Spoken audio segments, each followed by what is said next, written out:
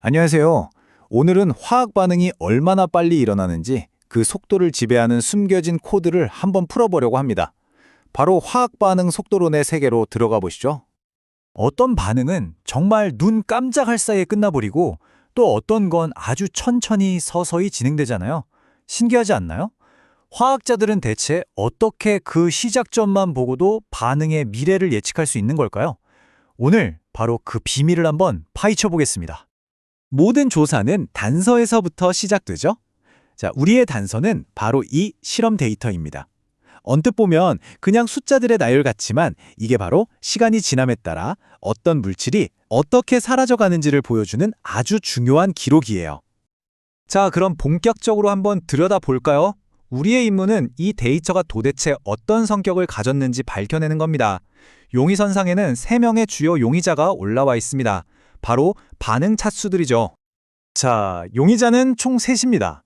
0차, 1차, 그리고 2차 반응. 이들은 각각 아주 독특한 속도 법칙이라는 행동 방식을 가지고 있어요.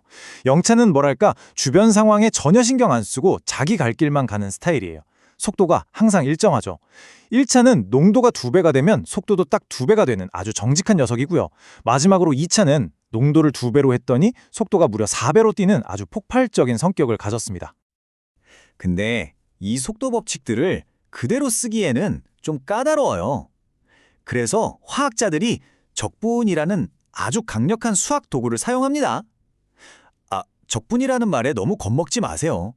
그냥 간단하게 이 도구가 각 용의자들의 특징을 아주 보기 쉬운 직선 그래프로 바꿔주는 마법 같은 역할을 한다. 이렇게 생각하시면 됩니다. 우리는 이 그래프로 범위를 잡을 거예요. 자, 이제 신문 시간입니다. 우리는 이 데이터를 3가지 다른 방식으로 그래프에 그려볼 거예요. 일종의 신원 확인 절차 같은 거죠. 이 중에 단 하나만이 완벽한 직선을 만들면서 내가 진짜 범인이다 하고 정체를 드러낼 겁니다. 자, 첫 번째 테스트입니다. 혹시 이 반응, 0차 반응일까요? 만약 0차 반응이 맞다면 농도를 시간에 대해 그냥 쭉 그려봤을 때 직선이 나와야 하거든요. 결과가 어떨지 한번 보죠. 보시는 것처럼 곡선이네요. 우리가 찾던 직선이 아니에요. 그럼 이 반응은 0차 반응이 아니라는 뜻이죠? 첫 번째 용의자는 탈락입니다. 자, 그럼 다음 용의자를 신문해 볼까요? 이번엔 1차 반응인지 한번 확인해 보겠습니다. 1차 반응의 특징은요. 그냥 농도가 아니라 농도의 자연로그라는 걸 취향값을 시간에 대해 그렸을 때 직선이 나온다는 거예요. 자, 한번 보시죠. 이번에도 곡선이네요. 두 번째 테스트도 실패입니다. 이제 남은 용의자는 딱 한 명인데 미스터리가 점점 더 깊어지는 느낌인데요. 자, 이제 마지막 테스트입니다. 만약 이 반응이 2차 반응이라면 이번에는 농도의 역수를 시간에 대해 그렸을 때 드디어 우리가 그토록 찾던 직선이 나타나야 합니다. 과연 그럴까요? 바로 이겁니다. 보세요. 완벽한 직선이죠. 빙고! 드디어 범인을 찾았습니다. 데이터가 명확하게 증명하고 있네요.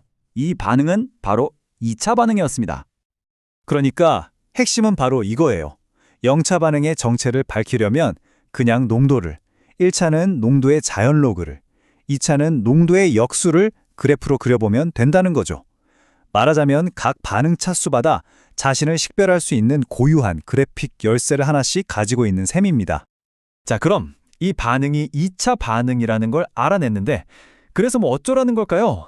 이 지식을 과연 어디에 써먹을 수 있을까요? 바로 이 반응의 미래를 예측하는 데 사용할 수 있습니다. 그러기 위해서 정말 중요한 개념 하나를 알아야 하는데요. 바로 반감기입니다. 이건 뭐랄까? 반응이 자체적으로 가지고 있는 내부 시계 같은 거예요. 반응물의 양이 정확히 절반으로 줄어드는데 걸리는 시간을 말하죠. 근데 이 반감기가 반응 차수마다 성격이 또 다릅니다. 0차랑 2차 반응은요. 처음에 물질이 얼마나 많았는지에 따라서 반감기가 계속 변해요. 근데 정말 신기하고 중요한 건 바로 1차 반응입니다. 1차 반응은 처음에 물질이 1톤이 있었든 1g이 있었든 상관없이 반으로 줄어드는데 걸리는 시간이 항상 똑같아요. 아주 고유한 값이죠.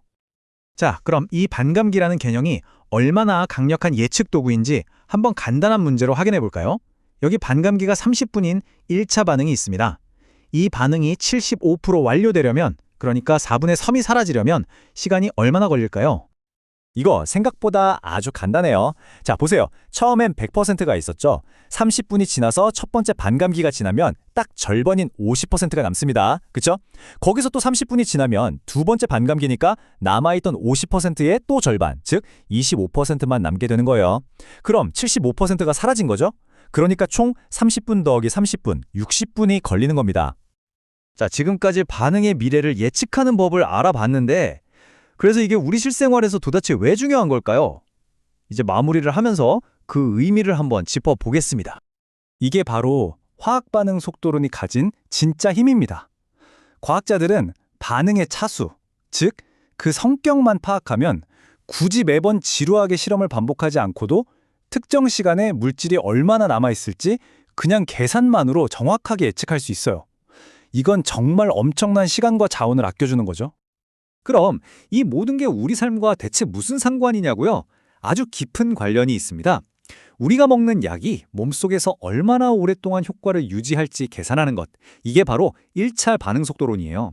우리가 마시는 우유의 유통기한을 정하는 것, 그리고 수천 년 된 유물의 나이를 탄소연대 측정법으로 알아내는 것, 이 모든 게 바로 반감기의 원리를 이용하는 겁니다. 이것처럼 화학 반응의 속도를 안다는 건 우리가 사는 세상을 이해하는데 정말로 중요한 열쇠가 됩니다. 자, 지금까지 우리는 농도가 반응 속도를 어떻게 바꾸는지 알아봤습니다. 그런데 만약 여기에 온도라는 변수를 더하면 어떻게 될까요? 예를 들어 이 모든 것에 열을 가하면 무슨 일이 벌어질까요? 그러면 반응 속도의 세계는 훨씬 더 복잡하고 흥미진진해집니다. 다음에 또 다른 이야기로 찾아뵙겠습니다.